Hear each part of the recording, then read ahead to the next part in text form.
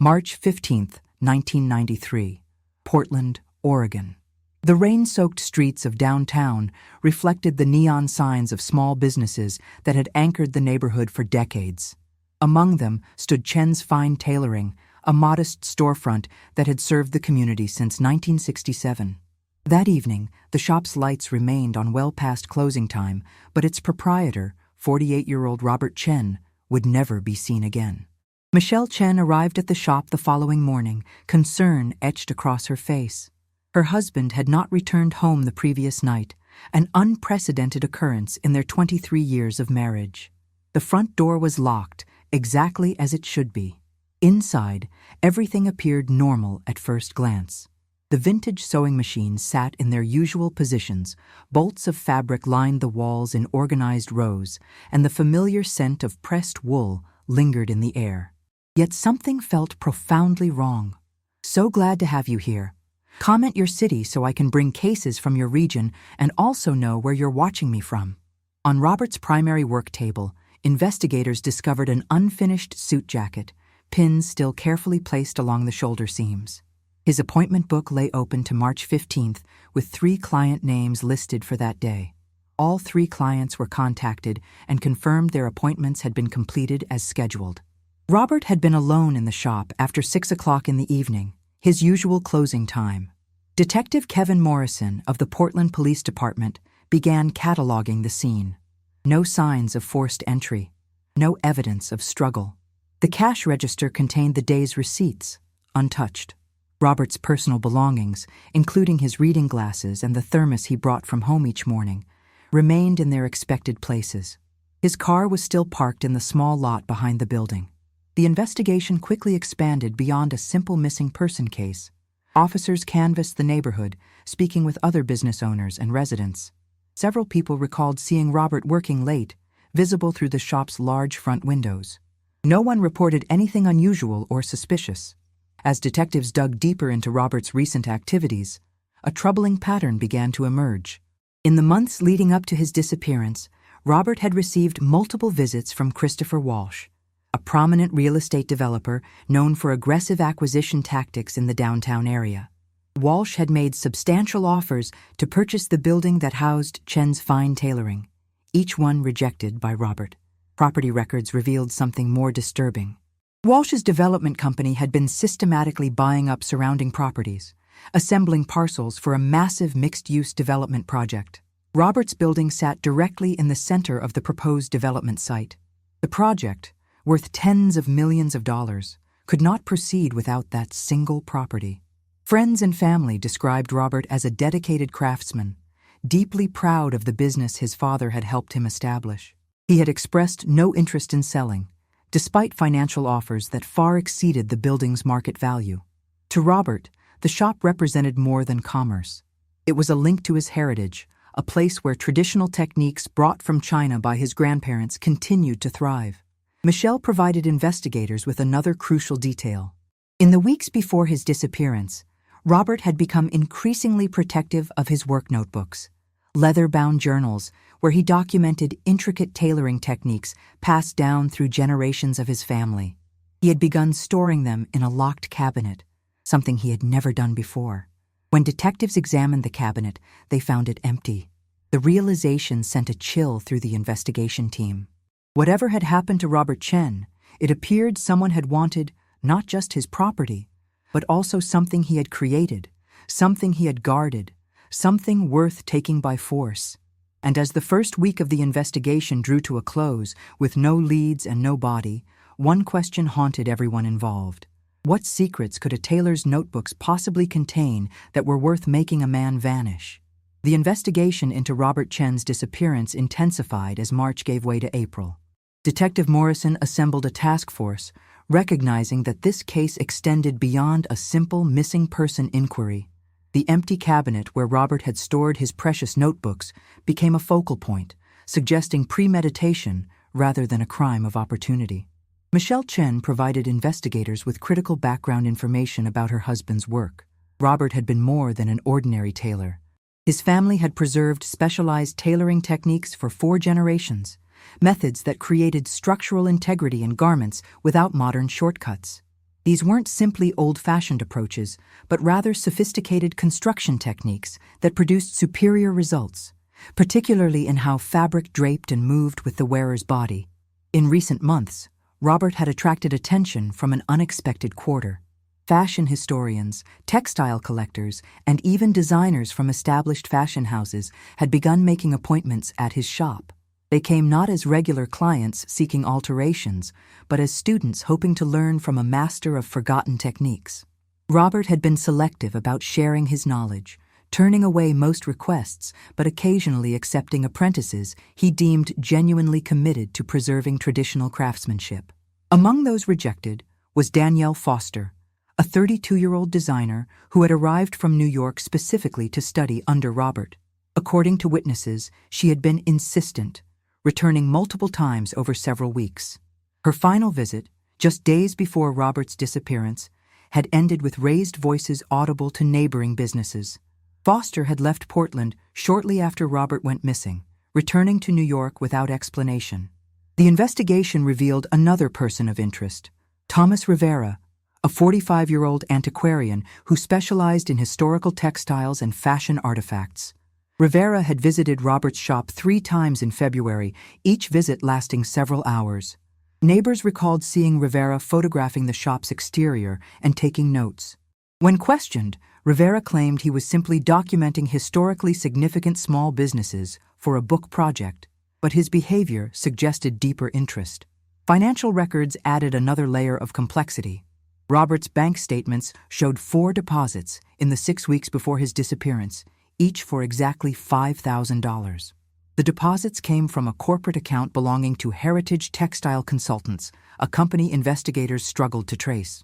The business address led to a registered agent service, the kind used to obscure true ownership. The payments had no clear explanation, and Michelle insisted she knew nothing about them. Christopher Walsh, the developer, remained under scrutiny. His aggressive pursuit of Robert's property was well documented, but Walsh maintained he had accepted Robert's final refusal and moved on to redesigning his development to work around the Tailor shop. He provided alibis for the evening of March 15th, confirmed by multiple witnesses at a charity gala across town. However, investigators noted that Walsh employed numerous contractors and associates who could have acted on his behalf. Detective Morrison obtained a warrant to search Robert's home more thoroughly. In a locked drawer of Robert's personal desk, investigators found correspondence that shed new light on the case. Letters from various museums and fashion institutions requested information about his family's techniques. Several offered substantial sums for any documentation or examples of his work. One letter, from a private collector in Seattle, offered $20,000 for a single jacket constructed using what the writer called the Chen shoulder technique. More disturbing were 3 letters that Robert had never opened, all from the same sender with no return address. The postmark showed they had been mailed from Portland. Inside, investigators found photographs of Robert's shop taken from across the street at different times of day, along with handwritten notes that simply read, "Reconsider, time is limited, and this is your final opportunity." The task force expanded its investigation to include industrial espionage and intellectual property theft. In the fashion industry, proprietary techniques and patterns could be worth substantial sums. If Robert had truly preserved methods that created superior results, someone might see immense value in obtaining that knowledge, especially if it could be replicated and commercialized. As April progressed with no sign of Robert Chen, the case began to attract regional media attention. News coverage brought forward additional witnesses who had seen unfamiliar vehicles parked near the Tailor shop in the weeks before the disappearance. Descriptions varied, but several people mentioned a dark sedan with tinted windows that appeared repeatedly during evening hours. The investigation had evolved from a missing person case into something far more complex. Multiple individuals had clear motives, whether financial, professional, or related to the valuable knowledge Robert possessed. The missing notebooks represented not just family history, but potentially significant commercial value in the fashion industry. Detective Morrison reviewed the evidence late one evening, a sense of unease growing stronger. The calculated nature of the crime, the missing notebooks, the mysterious payments, all pointed towards something carefully planned. This wasn't random violence, but rather a deliberate act with specific objectives. And then the forensic accountant assigned to trace the mysterious payments from Heritage Textile Consultants called with news that would crack the case wide open. She had found a connection, buried under layers of corporate shells and registered agents, that linked the consulting company directly to one of the people already under investigation. The revelation would expose a conspiracy that extended far beyond simple property disputes or stolen techniques, reaching into fraud, deception, and ultimately, a confrontation that had turned fatal on that rainy March evening, September 2023. 30 years had passed since Robert Chen disappeared from his Portland tailor shop, and the case had long gone cold. The building that once housed Chen's fine tailoring now stood empty, a relic wedged between modern developments. The unsolved mystery had faded from public consciousness, reduced to a file box in the Portland Police Archives. Samantha Brooks, a 35-year-old fashion historian from Boston, arrived in Portland with a singular mission. Her upcoming book on traditional tailoring techniques had led her down an unexpected path. While researching garment construction methods from immigrant communities, she had discovered references to something called the Chen shoulder technique in obscure fashion journals from the 1980s. The technique was mentioned but never explained, described only as revolutionary by those who had witnessed it. Her search for information about this mysterious method led her to the Portland Municipal Archives, where she requested access to historical business records. An archivist, intrigued by her research, mentioned the unsolved disappearance of a tailor named Robert Chen. The connection seemed too significant to ignore. The archive contained boxes of evidence from the investigation, items never returned to the family because the case remained technically open. Among them were Robert Chen's work notebooks, preserved as potential evidence. Samantha obtained permission to examine them for her academic research, unaware she was about to stumble into something far more significant than historical tailoring techniques. The notebooks were extraordinary. Page after page, detailed construction methods with precise diagrams and annotations in both English and Chinese. The Chen shoulder technique, as Robert had documented it, involved a complex system of hand-stitched reinforcement that created structure without adding weight or restricting movement. Modern tailoring had abandoned such time-intensive methods, but the results, as Robert's notes demonstrated, were superior to anything contemporary construction could achieve. As Samantha photographed pages for her research, something unusual caught her attention. Certain pages had faint indentations, as if Robert had written on sheets placed above them. Using careful lighting angles, she could make out impressions of text that didn't match the tailoring content. The impressions appeared to be notes about property records, legal descriptions, and dates going back to the 1950s. Intrigued, Samantha requested access to the complete investigation file. Detective Kevin Morrison had retired years earlier, but his meticulous documentation painted a picture of a complex case with multiple suspects and no resolution. The file mentioned the mysterious payments from Heritage Textile Consultants, a company never fully traced. It referenced Christopher Walsh, the developer who had wanted Robert's property. It noted Danielle Foster, the rejected apprentice, and Thomas Rivera, the antiquarian with suspicious interest in the shop. What struck Samantha most forcefully was a photograph taken during the investigation. It showed Robert's work table as police had found it, with an unfinished suit jacket carefully pinned. The photograph was clear enough for Samantha to examine the garment's construction. She recognized immediately that Robert had been implementing his signature shoulder technique, but something else caught her trained eye. The jacket's lining had been partially installed, and visible in the photograph were markings on the interior fabric. They appeared to be coordinates or measurements, numbers that made no sense in the context of tailoring. Samantha enlarged the digital image on her laptop, studying the markings more closely. They weren't tailoring notations at all. They were property survey coordinates. This discovery transformed everything. Robert hadn't just been a tailor preserving traditional techniques. He had been investigating something related to property, documenting his findings in the only place he knew they would be safe, hidden within his work, concealed in the lining of garments and the impressions left in his notebooks. Samantha contacted Michelle Chen, now 78 years old and still living in Portland.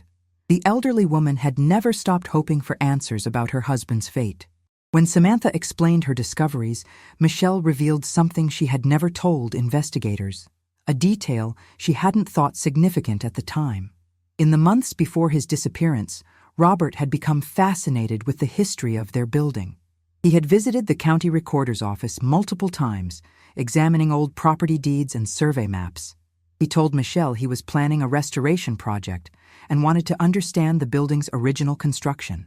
Michelle had assumed this was simply her husband's characteristic attention to detail, but Robert had discovered something during that research, something that made him start hiding his findings in his work notebooks and even in the garments he created. Something significant enough that he felt the need to document it secretly, preserving evidence in a form only someone with his expertise would recognize. Samantha made a decision that would change the trajectory of her research entirely. She reached out to the Portland Police Department, specifically requesting contact information for the retired detective who had originally investigated Robert Chen's disappearance. Kevin Morrison, now 72 and enjoying retirement, agreed to meet with her. When Samantha showed Morrison the property coordinates hidden in the jacket lining and the impressions in the notebooks, the retired detective's expression shifted from polite interest to intense focus. He retrieved his personal copies of the case files, documents he had kept after retirement because he had never stopped thinking about the unsolved case. Together, they began mapping the coordinates Samantha had discovered.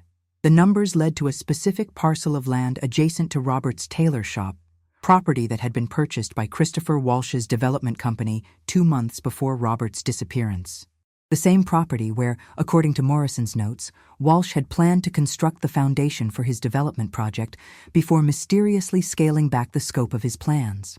Morrison made calls to former colleagues still working in the department. The case was reopened based on the new evidence Samantha had uncovered. A team was assembled to investigate the property, now a paved parking lot that had been constructed in late 1993, just months after Robert Chen vanished. Ground-penetrating radar revealed an anomaly buried beneath the parking lot surface, approximately 8 feet down. The signature suggested a large metal object, possibly a container of some kind. Excavation was authorized, and crews began carefully removing layers of asphalt and compacted earth. What they found, sealed in a weathered metal box, would finally explain why Robert Chen had been so secretive in his final months, and why he had never come home that March evening 30 years earlier. The contents of the box would expose a fraud that had lasted decades and reveal the true motive behind a crime that had haunted Portland's downtown district for a generation. As investigators carefully opened the sealed container, they discovered something that would transform a cold case into an active criminal investigation, reaching across 3 decades to finally deliver answers that had eluded everyone for so long. And those answers pointed to a conspiracy far more elaborate than anyone had imagined. October 2023. The excavation site in downtown Portland had been transformed into an active crime scene, cordoned off with police tape and surrounded by media crews. The metal box recovered from beneath the parking lot sat in a forensic examination room, its contents about to rewrite the history of Robert Chen's disappearance. Inside the box, investigators found 3 additional notebooks in Robert Chen's distinctive handwriting, protected by layers of plastic wrapping that had preserved them remarkably well. These weren't tailoring journals. They were detailed documentation of a systematic fraud involving property records, falsified surveys, and manipulated deed transfers dating back to the 1950s. Robert had uncovered something extraordinary during his research into his building's history. The property where his tailor shop stood, along with several adjacent parcels, had been the subject of a complex scheme involving forged documentation and fraudulent property transfers. Someone had been systematically altering historical records to create false chains of ownership, positioning themselves to eventually claim or develop properties they had no legitimate right to control. The notebooks contained photocopies of original deed records that contradicted the official versions on file at the county recorder's office. Robert had meticulously documented discrepancies, dates that didn't align, signatures that appeared on multiple unrelated documents, survey descriptions that couldn't possibly refer to the same physical locations they claimed to describe. Most damning were Robert's notes about who had commissioned the altered survey work and deed modifications. The trail led directly to a law firm that had represented Christopher Walsh's development company for decades. More specifically, it pointed to Gregory Palmer, Walsh's personal attorney and the legal architect behind most of Walsh's downtown acquisitions. Forensic document examiners confirmed that Robert's photocopies matched original records that had been quietly altered in county files over the years. Someone with access to official records had been making subtle changes, creating a false historical foundation for property claims. The fraud had been sophisticated and patient, spanning decades and involving multiple properties. Detective Sarah Chen, no relation to Robert but assigned to lead the reopened investigation, recognized the implications immediately. If Walsh's development company had based its property acquisitions on fraudulent documentation, dozens of real estate transactions could be invalidated. The financial exposure ran into tens of millions of dollars, perhaps more. People had built careers and fortunes on properties they might not legally own. Robert Chen had discovered this fraud while researching his own building's history. His tailor shop, as it turned out, sat on property that was legitimately owned by his family, with a clear and uncontested chain of title going back to the 1960s. But the adjacent parcels Walsh had acquired were built on falsified records, and Robert's property was the key piece that exposed the entire scheme. The notebooks revealed that Robert had contacted the county recorder's office in February 1993, requesting investigations into the discrepancies he had found. He had also reached out to a title insurance company, expressing concerns about fraudulent documentation in downtown Portland property records. These actions had clearly triggered a response from those who had orchestrated the fraud. The mysterious payments Robert had received from Heritage Textile Consultants took on new meaning. Investigators traced the company through its layers of corporate shells and discovered it had been established by Gregory Palmer as a vehicle for making untraceable payments. The money sent to Robert appeared to have been an attempt to buy his silence, disguised as consulting fees for his tailoring expertise. Forensic analysis of the metal box itself provided additional crucial evidence. Fingerprints lifted from the container's interior matched samples taken from Robert's home during the original investigation. But other prints were also present, belonging to someone whose identity would crack the case wide open. The prints matched Gregory Palmer, Walsh's attorney, who had claimed during the original investigation that he had never visited Robert's shop or had any direct contact with the missing tailor. Detective Chen and her team executed a search warrant at Palmer's residence, now a comfortable suburban home where the 73-year-old lived in retirement. Palmer's home office contained file cabinets filled with documents related to decades of real estate transactions. Hidden among routine legal papers, investigators found records that corroborated everything Robert Chen had documented in his buried notebooks. More significantly, they found a folder containing photographs of Robert Chen, surveillance images taken in the weeks before his disappearance. The photographs showed Robert at the county recorder's office, at the title insurance company, and working late in his shop. Someone had been monitoring his activities, tracking his investigation into the property fraud. Palmer was brought in for questioning. Faced with overwhelming evidence connecting him to both the property fraud and Robert Chen's disappearance, the elderly attorney made a decision that would finally provide answers to a mystery that had haunted Portland for 3 decades. After consulting with his own legal counsel, Palmer indicated his willingness to cooperate with investigators in exchange for consideration during sentencing. What Palmer revealed in his formal statement painted a picture of a crime that had spiraled beyond its original intentions, a confrontation that had gone horribly wrong, and a cover-up that had lasted 30 years. The attorney's confession would finally explain what happened on that March evening in 1993, why Robert Chen had never come home, and what had been done to ensure his discovery of the property fraud would never become public knowledge. As Palmer began providing details about the events of March 15, 1993, investigators realized they were finally closing in on the truth. But Palmer's cooperation came with a condition. He would reveal the location of Robert Chen's remains, information he had kept secret for 3 decades, information that would finally allow Michelle Chen to lay her husband to rest. The confession was about to reveal not just what happened to Robert Chen, but also the involvement of others who had participated in the crime and its cover-up, individuals whose roles had never been suspected during the original investigation. The case was about to expose corruption that reached deeper into Portland's business community than anyone had imagined, and justice, though delayed by 30 years, was finally within reach. November 2023. The Portland Police Department conference room had become the center of an investigation that was unraveling 3 decades of deception. Gregory Palmer sat across from detectives, his attorney beside him, as he began to detail the events that had led to Robert Chen's death and the subsequent cover-up that had lasted a generation. Palmer's confession revealed a conspiracy more complex than investigators had anticipated. The property fraud scheme had been Christopher Walsh's creation, conceived in the early 1980s as a method to acquire valuable downtown real estate at reduced prices. Walsh had recognized that subtle alterations to historical property records could create clouds on titles, making properties difficult to sell and allowing him to negotiate favorable purchases from frustrated owners. Palmer, as Walsh's attorney, had been the architect of the legal framework. Over the course of a decade, he had made careful modifications to deed records, altered survey descriptions, and created documentation that suggested disputed ownership on key properties. The scheme had been remarkably successful, allowing Walsh to assemble a portfolio of downtown real estate worth millions of dollars. Robert Chen's building had always been the exception. His family's ownership was documented with unusual clarity, and the property had been purchased legitimately decades earlier.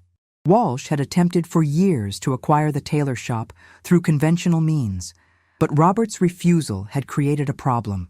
The development Walsh envisioned required that specific location, and without it, the entire project's financial projections collapsed. In early 1993, Palmer had approached Robert with an offer disguised as consulting fees. The payments from Heritage Textile Consultants were intended to establish a financial relationship that could later be used to pressure Robert into selling. But Robert, meticulous in his research for what he genuinely believed was a restoration project, had discovered the alterations to surrounding property records. The tailor had recognized immediately what the discrepancies meant. Someone had been manipulating official documents, and the fraud centered on properties surrounding his shop. Robert began documenting everything he found, creating a detailed record of the scheme. He contacted authorities, though his complaints had been routed through channels that Palmer, with his connections in city government, had been able to monitor and deflect. Palmer's confession detailed how Walsh had become increasingly desperate as Robert's investigation progressed. The tailor had refused additional payments and made clear his intention to expose the fraud publicly. A title insurance company had begun its own investigation based on Robert's information, and the entire scheme was at risk of collapse. On the evening of March 15, 1993, Palmer had arranged to meet Robert at the Tailor shop after closing. The attorney brought with him Marcus Thornton, a private investigator Walsh employed for sensitive matters. Their intention, according to Palmer's statement, had been to convince Robert to accept a substantial financial settlement in exchange for his silence and his property. The meeting had deteriorated rapidly. Robert refused any compromise, insisting that the fraud be exposed and that legitimate property owners be protected. The confrontation became heated, with Palmer and Thornton pressuring Robert to reconsider. According to Palmer's account, Thornton had physically grabbed Robert to prevent him from leaving the shop to call police. A struggle ensued, and Robert fell, striking his head on the corner of his work table. Palmer described those next moments as panic rather than calculation. Robert was unresponsive, and the 2 men faced the reality that their attempt at negotiation had resulted in a fatal accident. Rather than call for emergency services, they made a decision that would define the next 3 decades. They would conceal Robert's death and eliminate any evidence of the property fraud he had been documenting. Thornton, experienced in matters Walsh preferred to keep quiet, took charge of the situation. They removed Robert's body from the shop along with his notebooks documenting the fraud. Palmer returned to the shop the following day to remove additional materials, including the work journals that Robert had used to hide his findings.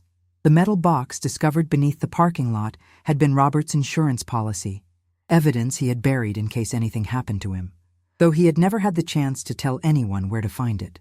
Robert's body had been concealed in a construction site that Walsh controlled, a building foundation being poured for what would eventually become an office complex. The body had been placed in the excavation before concrete was poured, ensuring it would remain hidden indefinitely. The building still stood in downtown Portland, a monument to a crime that had been literally buried in its foundation. Marcus Thornton, Palmer revealed, had died in 2008, taking his direct knowledge of that night to his grave. Christopher Walsh had passed away in 2010, never facing justice for the fraud he had orchestrated or the death that resulted from its discovery. Palmer alone remained to answer for the crime, the last living participant in a conspiracy that had robbed Michelle Chen of her husband and Portland of a skilled craftsman who had simply tried to do the right thing. Detective Chen processed Palmer's confession with a mixture of satisfaction and sadness. The case was solved, but justice would be incomplete. 2 of the 3 men responsible were beyond the reach of prosecution. Only Palmer would face trial for his role in Robert Chen's death and the subsequent cover-up. The confession provided enough detail for investigators to obtain warrants to examine the building foundation where Palmer claimed Robert's remains had been placed. Structural engineers determined that core samples could be extracted without compromising the building's integrity. The process would take weeks, but it offered the possibility of finally recovering Robert Chen's remains and providing definitive proof of Palmer's account. As November turned to December, the investigation expanded to examine the full scope of the property fraud. Dozens of real estate transactions were reviewed, and several property owners discovered that their titles were compromised by the scheme Walsh and Palmer had perpetrated. Civil lawsuits began to accumulate, and Walsh's estate faced claims that would take years to resolve. For Samantha Brooks, the fashion historian whose curiosity about a tailoring technique had unexpectedly solved a 3-decade-old mystery, the experience had transformed her understanding of her research. The Chen shoulder technique she had set out to document was indeed revolutionary, but Robert Chen's legacy extended far beyond his craftsmanship. He had been a man of integrity who had paid the ultimate price for refusing to participate in fraud. Michelle Chen, informed of Palmer's confession, experienced a complex mixture of emotions.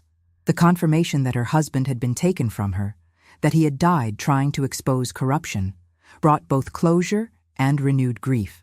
After 30 years of uncertainty, she would finally be able to lay Robert to rest properly, to mark his grave, and honor the memory of a man who had never compromised his principles.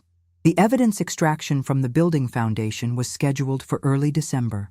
If Palmer's confession was accurate, and investigators had no reason to doubt its essential details, the remains would provide the final piece of evidence needed to close the case definitively. And for a crime that had remained hidden for 3 decades, justice, though long delayed, was finally being served. December 2023.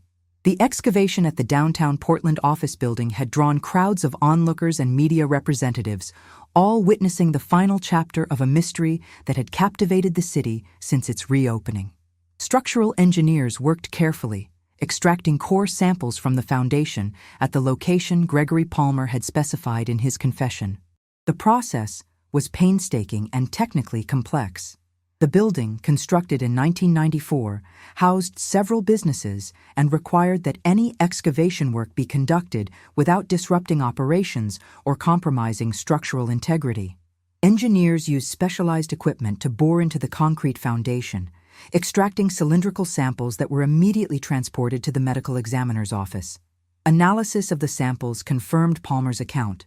Human remains were present in the foundation at the specified location, preserved by the concrete that had encased them for nearly 3 decades. DNA extracted from the remains was compared to samples provided by Michelle Chen and her children. The results were definitive. The remains were those of Robert Chen. The medical examiner's report concluded that Robert had died from blunt force trauma consistent with a fall against a hard surface, supporting Palmer's account of an accidental death during a confrontation. While this finding meant the death itself might be classified as involuntary manslaughter rather than murder, Palmer still faced serious charges related to the cover-up, concealment of a body, and obstruction of justice across 3 decades. The Multnomah County District Attorney's Office moved forward with prosecution. Gregory Palmer, at 73 years old and in declining health, faced the prospect of spending his remaining years in prison. His cooperation in revealing the location of Robert's remains was noted by prosecutors, but did not absolve him of responsibility for preventing a family from achieving closure for 30 years. In February 2024, Palmer entered a plea agreement. He pleaded guilty to involuntary manslaughter and multiple counts related to the cover-up and ongoing fraud. The agreement acknowledged his age and health condition, while ensuring he faced significant consequences for his actions. Palmer was sentenced to 15 years in prison, with eligibility for medical parole after serving a minimum of 8 years. The sentencing hearing was attended by Michelle Chen, now 79 years old, accompanied by her adult children and grandchildren. The family had prepared victim impact statements describing 3 decades of uncertainty, the pain of not knowing what had happened to their husband and father, and the emotional toll of unanswered questions that had haunted them across generations. Michelle Chen's statement was particularly powerful, describing Robert as a man of principle who had always believed in doing the right thing regardless of personal cost. She spoke of how his disappearance had affected their children, who grew up without their father, and how the family had never been able to properly mourn because they had clung to hope that he might somehow still be alive. The investigation's reverberations extended far beyond Palmer's prosecution. Christopher Walsh's estate became the target of multiple civil lawsuits from property owners who had been victims of the fraud scheme. The estate's assets, including valuable real estate holdings, were frozen pending resolution of the claims. Legal experts estimated that the litigation would continue for years, potentially resulting in the redistribution of millions of dollars to rightful property owners. The downtown office building that had served as Robert Chen's unintended tomb became the focus of memorial efforts.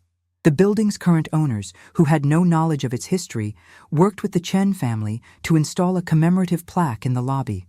The plaque honored Robert Chen's memory and acknowledged his integrity in exposing fraud despite personal risk. For Samantha Brooks, the resolution of the case provided material for a very different book than she had originally intended to write. Her manuscript evolved from a technical treatise on historical tailoring methods into a broader narrative about integrity, justice, and how the pursuit of truth can span generations. She worked closely with the Chen family, ensuring that Robert's story was told with accuracy and respect. The book, published in late 2024, was titled Stitches in Time: The Robert Chen Story. It documented both Robert's contributions to traditional tailoring and the circumstances of his death and its eventual solution. Proceeds from the book were donated to a scholarship fund established in Robert's name, supporting students studying traditional crafts and historical preservation.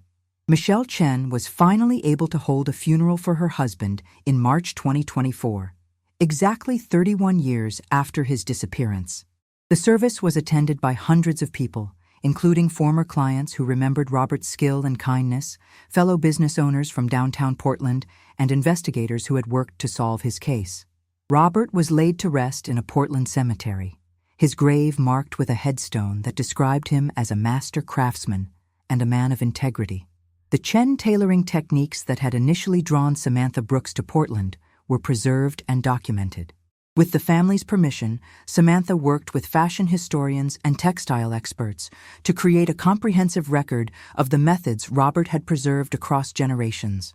The documentation was donated to the Fashion Institute of Technology in New York, ensuring that Robert's craftsmanship would continue to influence and educate future generations of tailors and designers. The case had a lasting impact on property record management in Portland and throughout Oregon. New protocols were implemented to prevent unauthorized alterations to historical deed records, and digital archiving systems were enhanced to detect any attempts at tampering. The reforms, unofficially known as the Chen Protocols, served as Robert's enduring legacy in ensuring transparency and integrity in property transactions. In the years following the case's resolution, Michelle Chen became an advocate for families of missing persons, speaking about the importance of never giving up hope for answers and the need for thorough investigation of cold cases.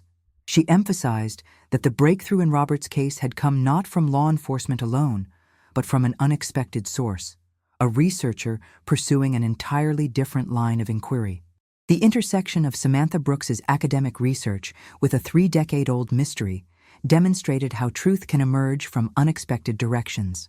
A fashion historian's curiosity about a revolutionary tailoring technique had led to justice for a man who had died trying to expose fraud. The connection seemed almost impossibly unlikely, yet it had proven to be the key that unlocked a case everyone had assumed would never be solved. As the investigation closed and the various legal proceedings concluded, those involved in bringing the truth to light reflected on the remarkable chain of events that had finally provided answers. Robert Chen's decision to hide evidence in his work, using the very skills that defined his life to preserve the truth, had ensured that justice, though delayed by 30 years, would ultimately be served. The case of Robert Chen became a reminder that truth has a persistent quality, that evidence carefully preserved can speak across decades, and that integrity, even when it costs everything, leaves a legacy that time cannot erase. In the end, a tailor who had simply tried to do the right thing had achieved something profound. His story had exposed corruption, brought criminals to justice, and inspired reforms that would protect others from similar fraud for generations to come.